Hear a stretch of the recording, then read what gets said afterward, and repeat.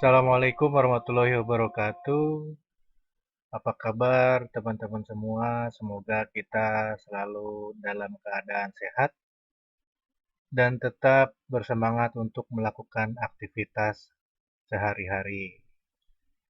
Nah, dalam video ini saya akan menguraikan atau menjelaskan tentang bagaimana menentukan topik, latar belakang, membuat latar belakang, dan menentukan masalah dalam penelitian.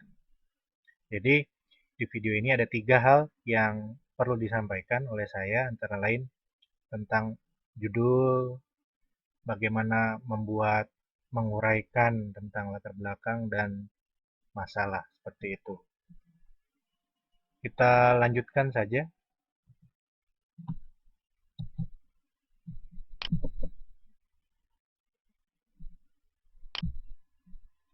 Nah, mengenai pemilihan topik, teman-teman, topik merupakan hal pertama yang harus ditentukan oleh seorang penulis atau peneliti. Nah, bagi teman-teman yang sekarang sedang mencoba atau sedang menempuh studi sarjananya, tentu bagi teman-teman yang sedang di semester akhir pasti sedang berkutat dengan penelitian skripsi atau tugas akhir.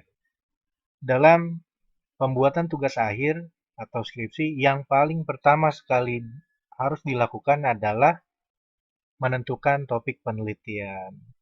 Jadi, kira-kira apa judul yang akan dibahas atau apa judul yang akan diambil oleh teman-teman untuk selanjutnya melakukan proses skripsi dan bimbingan skripsi.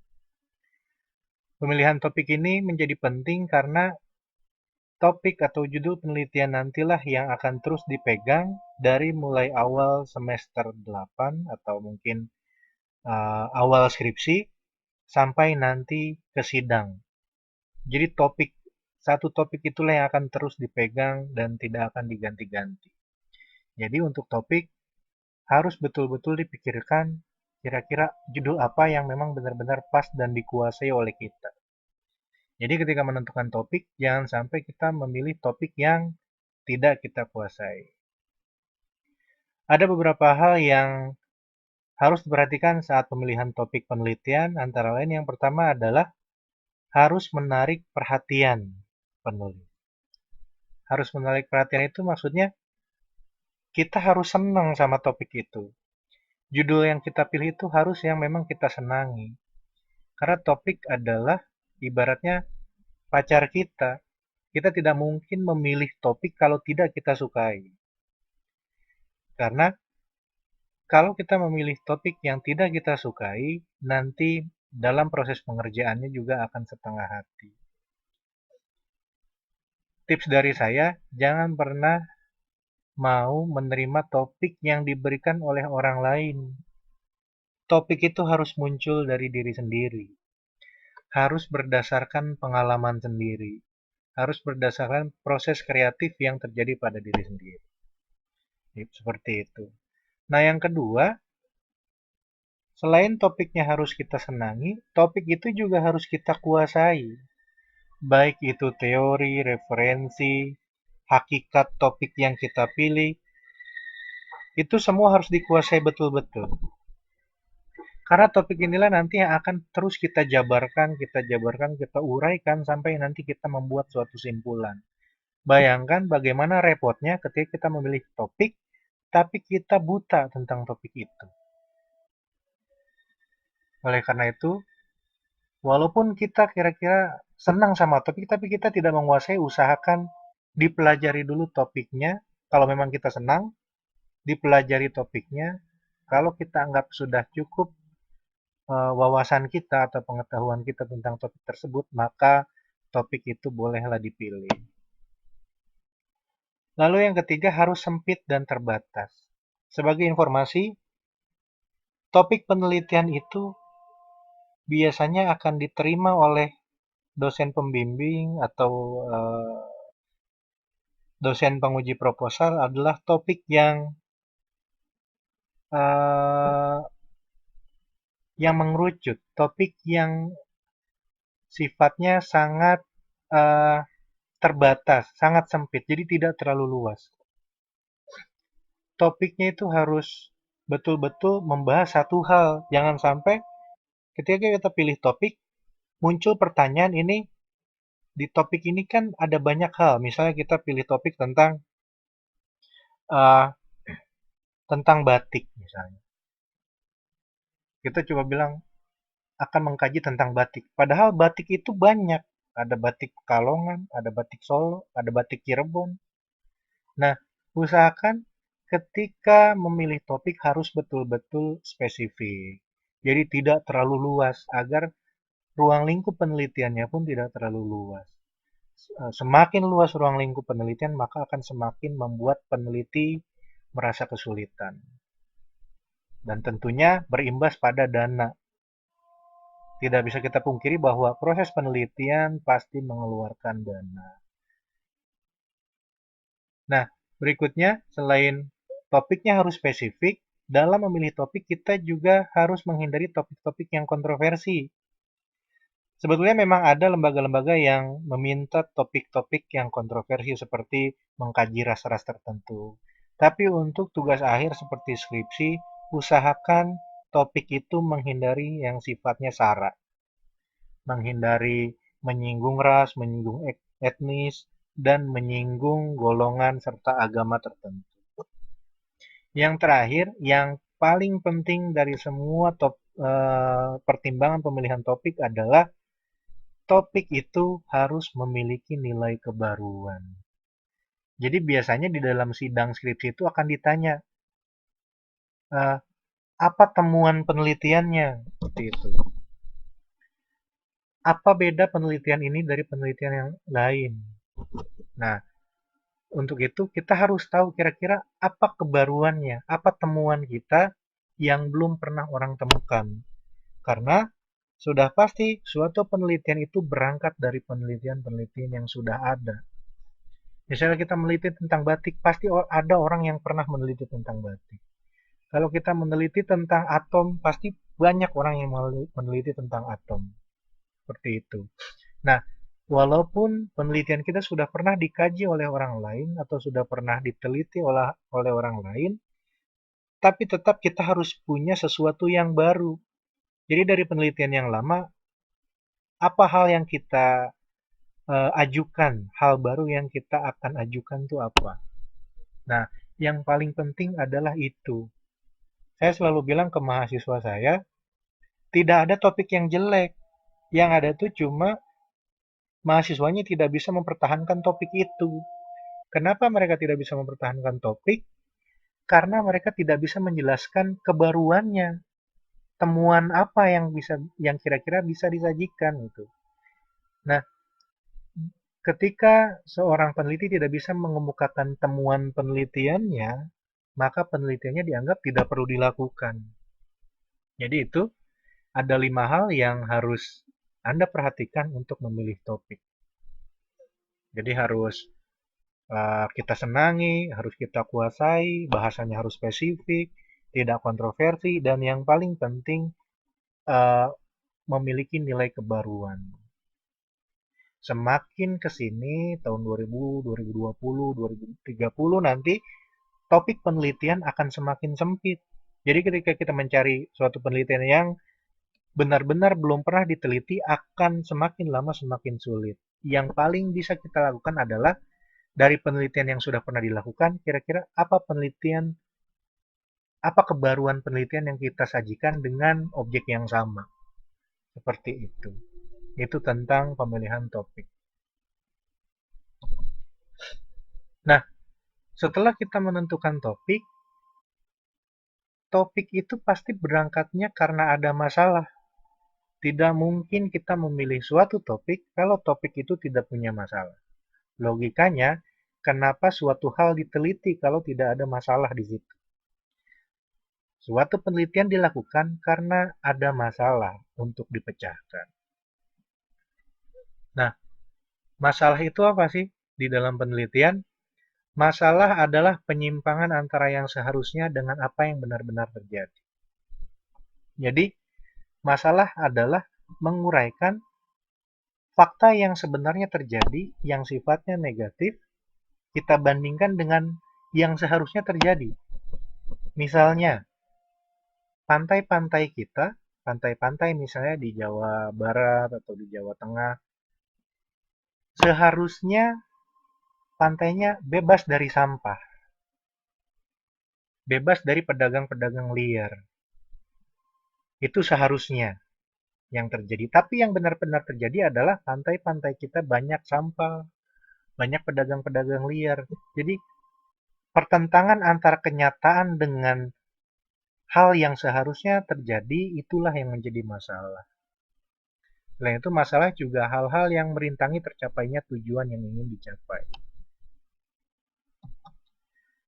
Terus ketika kita sudah pilih topik, kita mau nyari masalah nih. Tentunya ada cara-cara memperoleh masalah. Emang sih di dalam hidup ini yang paling gampang itu cari-cari masalah. Pun halnya dengan penelitian, kita bisa mencari masalah dalam penelitian. Apapun topiknya. Tadi kan saya bilang, tidak ada topik yang jelek selama kita bisa menjelaskan alasannya, selama kita bisa menjelaskan temuannya, dan selama kita bisa menjelaskan masalah yang harus dikaji. Terus cara memperoleh masalah itu ada beberapa hal. Yang pertama, dengan menurunkan masalah dari teori yang telah ada, seperti masalah eksperimental. Nah, tadi saya sudah jelaskan bahwa penelitian itu berangkat dari penelitian yang lama. Misalnya kita balik lagi ke batik tadi, misalnya kita ingin mengkaji tentang batik. Bagaimana cara mencari masalah tentang batik? Ya kita bisa salah satunya dengan membaca penelitian-penelitian yang lama tentang batik. Dari penelitian-penelitian yang lama, kita cari tahu apa yang belum mereka lakukan dengan penelitiannya. Jadi, kita cukup mengkaji skripsi-skripsi atau tugas akhir atau tesis orang, kita lihat judul mereka apa, topiknya apa, medianya apa, lalu kita tentukan, oh ternyata orang ini belum mengkaji A, dia baru mengkaji B. Nah, itu bisa menjadi salah satu modal kita untuk memperoleh masalah. Cara memperoleh masalah selanjutnya adalah dengan observasi langsung. Nah, kalau di sini sudah pasti kita harus punya objek penelitiannya dulu. Misalnya objek penelitiannya kita ganti jangan batik. Misalnya objek penelitiannya adalah tentang anak autis misalnya. Sudah kita tentukan, sudah banyak penelitian-penelitian tentang anak autis. Kita mau mengkaji apa yang belum pernah dikaji oleh orang. Yang pertama sudah kita kaji nih, oh ternyata dari penelitian-penelitian yang lama, orang-orang baru mengkaji tentang perilaku anak autis dan cara mendidik anak-anak autis. Terus setelah kita punya modal itu, untuk kita cari tahu masalah apa yang kira-kira bisa kita lakukan, ya kita datang langsung ke lapangan. Kita cari, kita observasi langsung, agar kita tahu betul di lapangan apa yang dibutuhkan oleh masyarakat. Biasanya data-data dari masyarakat itu cukup valid karena mereka yang merasakan sendiri. Nah, ketika Anda proposal skripsi misalnya, kalau Anda sudah observasi, terus di sidang, terus kita bilang, saya berdasarkan hasil observasi saya ke tempat A, saya dapat data seperti ini. Nah, itu biasanya datanya lebih kuat daripada kita cuma sekedar membaca-baca literatur. Karena membaca-baca literatur itu antara literatur satu dengan literatur yang lain bisa berbeda. Tapi kalau kita langsung observasi ke lokasi penelitian, kita bisa mendapatkan data yang lebih valid. Apalagi kalau ditambah dengan wawancara kepada orang yang kompeten di bidang itu. Nah, yang ketiga, memperoleh masalah bisa dengan cara mengkaji berbagai laporan hasil penelitian pada bidang keahlian masing-masing yang telah dilakukan oleh orang lain. Nah, ini sama seperti tadi yang saya jelaskan pada poin yang pertama. Itulah cara memperoleh masalah. Yang berikutnya adalah setelah kita punya topik, Setelah kita tahu masalahnya apa, yang harus kita lakukan berikutnya pasti adalah membuat latar belakang masalah. Disinilah awal keseriusan penelitian kita dimulai. Banyak orang yang istilahnya mentok gitu, ketika dia bikin latar belakang penelitian dia bingung. Waduh, apa nih yang mesti saya lakukan gitu. Membuat latar belakang penelitian memang susah karena menuntut wawasan, menuntut pengetahuan kita tentang objek, tentang latar belakang objek, dan tentang situasi dan kondisi yang tengah terjadi di masyarakat atau di negara kita, bahkan di dunia. Jadi, ketika kita membuat latar belakang masalah, modalnya adalah wawasan. Modalnya adalah pengalaman empiris kita dengan objek. Jadi kita bisa menjelaskan secara detail masalah-masalah yang kita temukan selama kita mengkaji topik dan mengkaji masalah. Dibandingkan dengan pembuatan tugas akhir di bab 2, bab 3, proses pembuatan latar belakang masalah bisa dibilang gampang-gampang susah. Karena disinilah awal pertama seorang peneliti membuat uraian.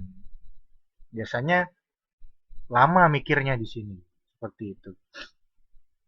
Nah, latar belakang itu apa sih? Latar belakang itu uraian yang berisi hal-hal yang menyebabkan pentingnya, perlunya, atau seberapa mendesaknya sebuah penelitian itu harus dilakukan. Di sini, latar belakang penelitian itu sebaiknya memuat hal-hal seperti, pertama, seberapa penting masalah itu diteliti. Jadi, penting banget nggak sih itu masalah sampai-sampai harus kita kaji?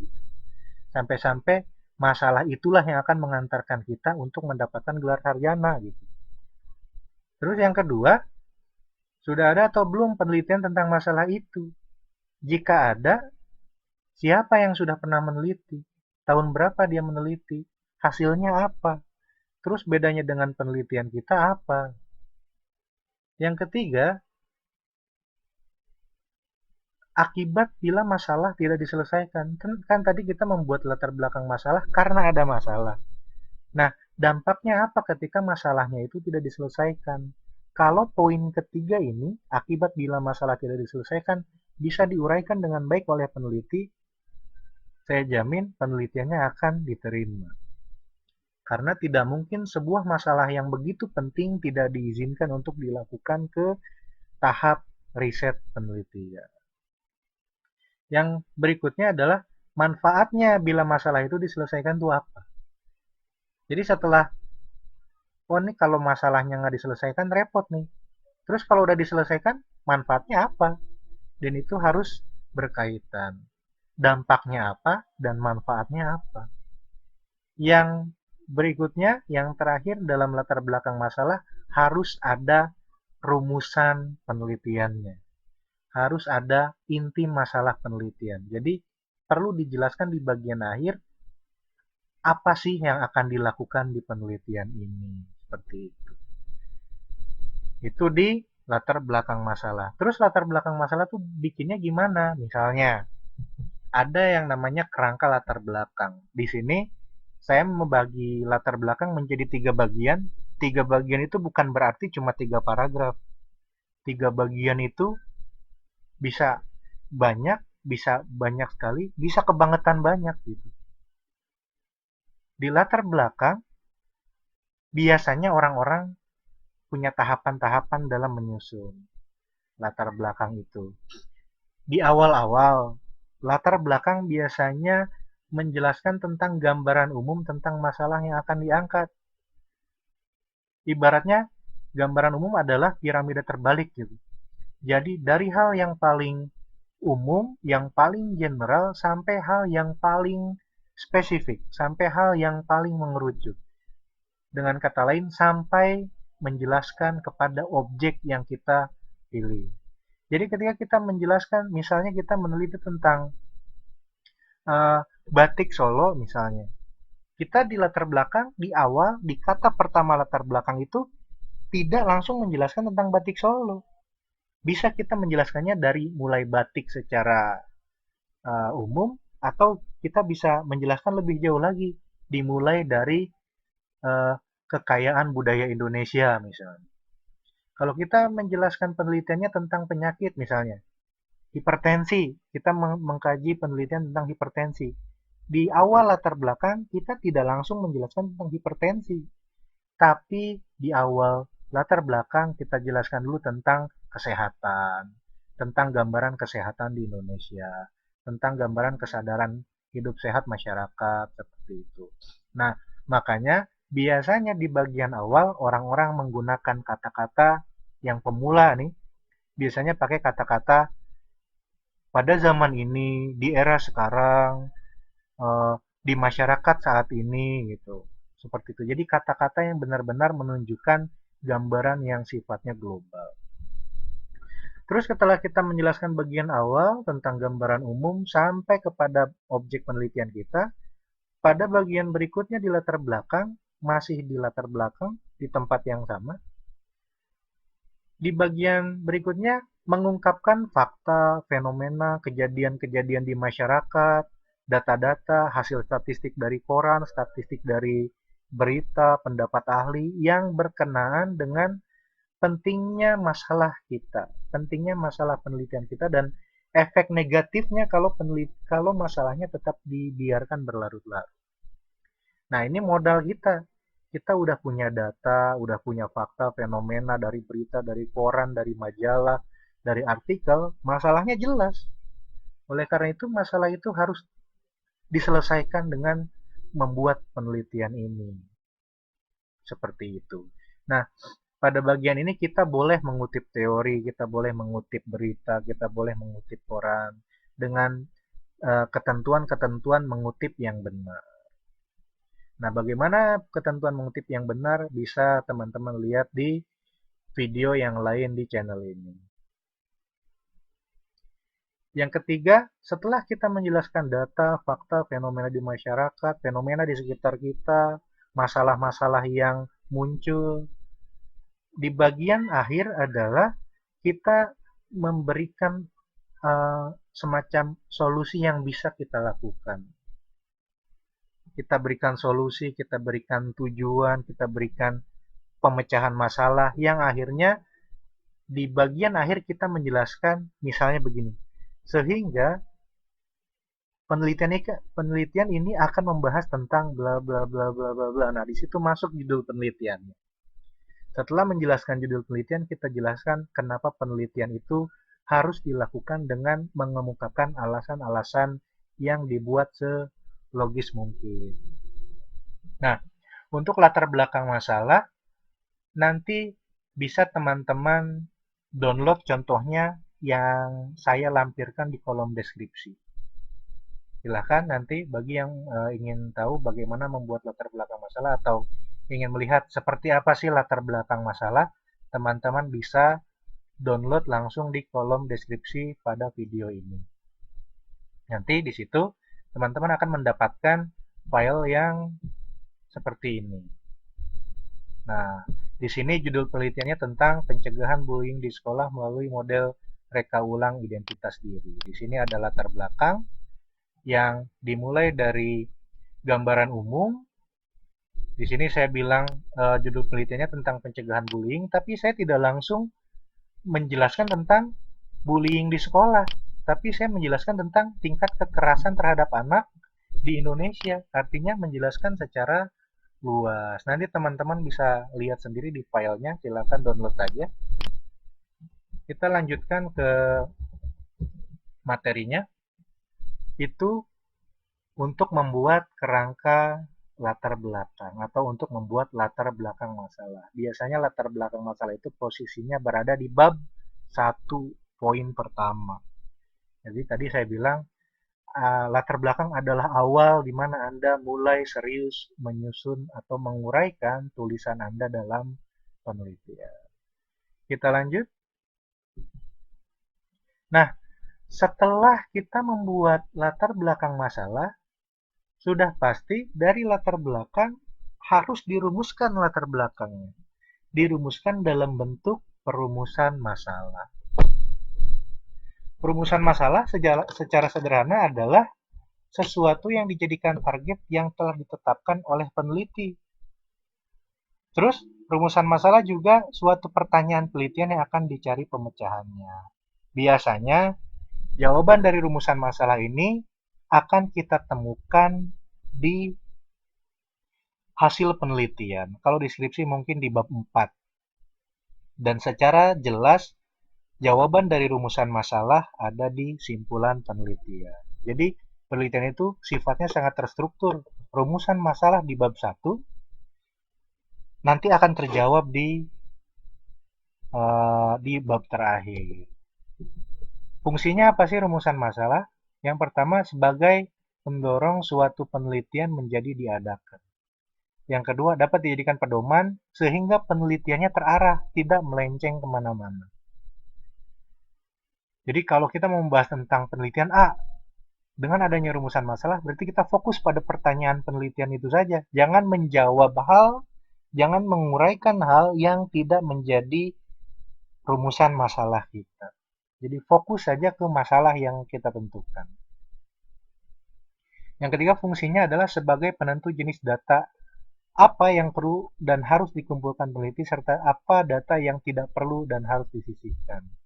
Seperti tadi saya bilang, rumusan masalah berfungsi untuk mengarahkan peneliti sehingga penelitiannya terarah, tidak perlu mengambil data-data yang tidak diperlukan. Kalau kita mau mengkaji batik, ya udah batik aja yang dicari data, yang tidak perlu mencari-cari data tentang Riau Ponorogo gitu.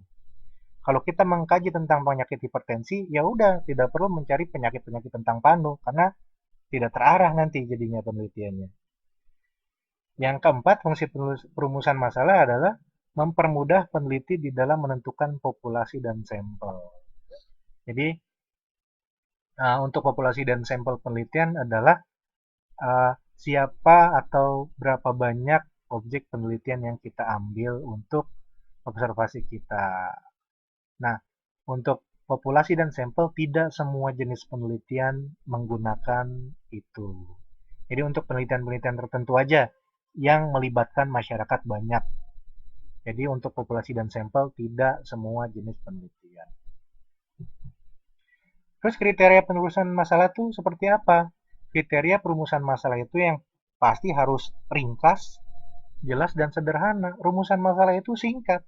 Kalau latar belakang mungkin tadi saya contohkan latar belakang itu begitu panjang itu. Ada berparagraf-paragraf, tapi rumusan masalah itu cukup singkat. Singkat saja. Terus memungkinkan untuk dijawab dan diuji secara ilmiah. Jadi rumusan masalah harus bukan memungkinkan lagi, tapi harus dijawab di akhir penelitian. Kalau rumusan masalahnya tidak terjawab di akhir penelitian, maka bisa dikatakan penelitiannya gagal. Yang ketiga, rumusan masalah dalam bentuk kalimat pertanyaan. Di sini, maaf saya salah mengetik, harusnya dalam bentuk kalimat pertanyaan.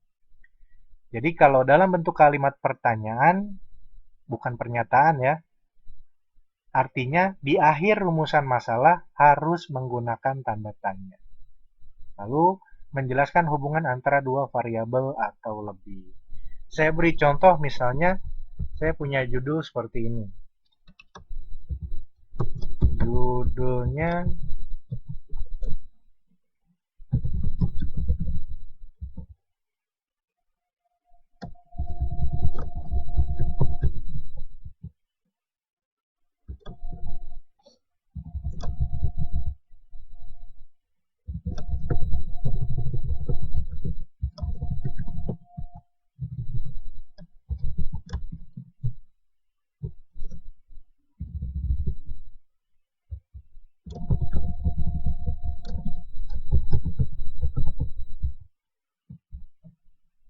Nah, saya punya judul Perancangan Film Dokumenter Tari Piring sebagai Tarian Kebanggaan Indonesia.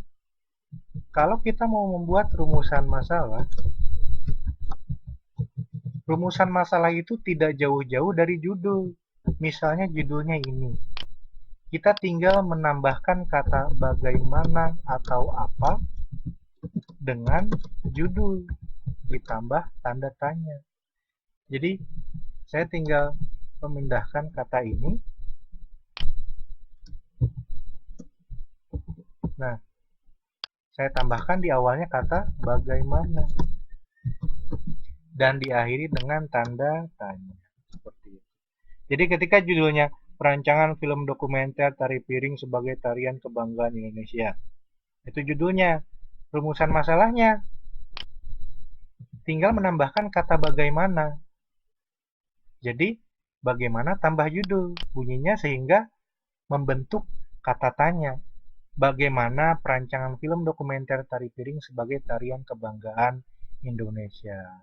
Dan diakhiri dengan tanda tanya. Nah, pertanyaan inilah yang harus dijawab nanti di hasil penelitian. Jadi gimana cara ngerancang film dokumenternya? Seperti itu. Bagaimana cara merancang film dokumenter Tari Piring itu? Itulah rumusan masalah. Nanti dari rumusan masalah akan masuk ke tujuan. Tujuan juga sama saja, kita tidak jauh-jauh dari judul, tinggal menambah kata untuk mengetahui ditambah dengan judul atau guna mengetahui. Terserah tuh mau pakai kata yang mana. Kita pindahkan judulnya, kita copy, kita tambah kata untuk mengetahui, masukkan judul. Nah, kalau tadi di rumusan masalah sifatnya pertanyaan, untuk tujuan penelitian sifatnya itu adalah pernyataan, maka di akhir kalimatnya menggunakan tanda titik. Jadi kita terlihat jelas di sini uh, judulnya perancangan film dokumenter, rumusan masalahnya bagaimana, bukan bagaimana perancangan, maksudnya bagaimana merancang film dokumenter, kita modifikasi sedikit agar rasa kalimatnya lebih koheren seperti itu bunyinya. Bagaimana merancang film dokumenter Tari Piring dan tujuannya untuk mengetahui perancangan atau kita singkat menjadi untuk merancang. Seperti itu. Kalau masih belum jelas saya coba pakai judul lain. Judulnya misalnya tindak ujaran anak hiperaktif usia 2 tahun. Misalnya kita punya judul penelitian tindak ujaran anak hiperaktif usia 2 tahun. Saya punya gambaran berarti ini penelitiannya mau mengkaji gimana anak 2 tahun yang hiperaktif dalam berujar. Terus rumusannya tinggal tambah kata bagaimana tindak ujaran anak hiperaktif usia 2 tahun. Tujuannya untuk mengetahui tindak ujaran anak hiperaktif usia 2 tahun. Jadi jelas ya, di sini antara judul, rumusan, dan tujuan itu saling berkaitan. Ini agar apa? Agar target yang tadi saya bilang, agar penelitiannya terarah, tetap terarah. Kalau penelitian tentang tindak ujaran anak hiperaktif, ya udah, rumusan masalahnya ini, nanti penelitiannya tujuannya ya ini. Ketika kita membaca di simpulan penelitian, maka tidak akan jauh dari tindak ujaran anak hiperaktif. Kalau seandainya nanti di kesimpulannya judulnya ini, tindak ujaran anak hiperaktif, tapi di kesimpulannya ternyata cuma tindak ujaran anak balita. Nah, itu udah nggak nyambung tuh, berarti penelitiannya salah. Ada yang salah dalam proses penelitiannya. Kita membuat judul, membuat rumusan masalah, dan membuat tujuan penelitian agar penelitian kita di bab 2, di bab 3, di bab 4, 5 selalu terarah sesuai dengan topik yang sudah ditentukan sejak awal. Seperti itu. Nah, kurang lebih seperti itu teman-teman untuk uh, perumusan topik, membuat latar belakang masalah, dan rumusan serta tujuan penelitian. Saya tambahkan tujuan penelitian sekalian. Oke, jangan lupa bagi yang perlu melihat contoh latar belakang bisa download di kolom deskripsi.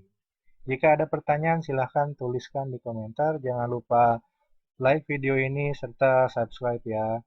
Terus semangat, semoga tugas akhir teman-teman dilancarkan. Terima kasih. Assalamualaikum warahmatullahi wabarakatuh.